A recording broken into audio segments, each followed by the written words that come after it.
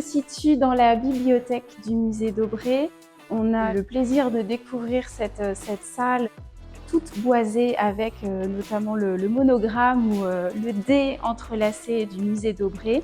Tu es devant la seconde cheminée qui a été restaurée pour le musée. Est-ce que tu peux nous en dire un peu plus en termes de technicité? Comment vous avez travaillé notamment les joints? Oui, complètement. On retrouve toujours la même brique qui correspond aux briques du foyer. Même appareillage, en pose fougère pareil, avec projection de justement la brique qui se poursuit, qui démarre de la gauche vers la droite, de la droite vers la gauche, un mouvement de vague.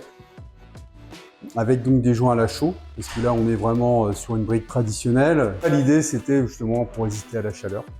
Le but de ces foyers justement c'était le feu. Donc, ce sont des briques réfractaires avec ces enduits à la chaux qui permettent justement d'avoir une bonne tenue dans le temps. C'est pour ça qu'on retrouvait aussi avant des plaques de fond pour protéger les briques. Tout a été réalisé sur place? Alors, tout a été réalisé sur place. Au niveau de l'appareillage des coupes, il a fallu qu'on s'organise puisque les pièces étaient déjà bien avancées. Il a fallu prendre soin justement d'aller faire nos coupes en extérieur, donc une organisation au niveau des équipes pour que le chantier se fasse dans de bonnes conditions, pour qu'on respecte le travail des autres. On était sur l'aboutissant des cheminées, on est arrivé vraiment sur la fin parce qu'elles étaient montées par des tailleurs de pierre, je pense des ébénistes, des menuisiers, des agenceurs qui ont dû passer avant nous.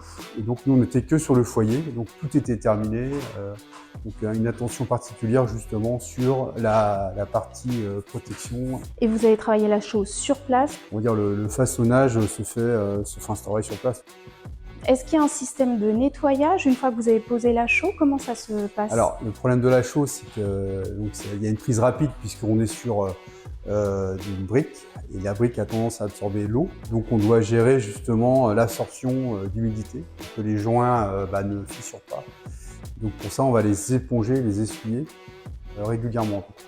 On n'a pas traité le fond à l'huile de lin parce qu'on aurait pu fixer le fond à l'huile de lin, donc là c'est resté brut. Il faut comprendre dans un foyer, c'est qu'en général il y a une plaque en fonte qui protège justement l'appareillage de la brique.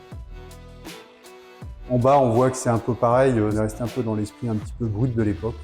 C'était ça l'idée, c'était de respecter le bâti ancien, l'appareillage.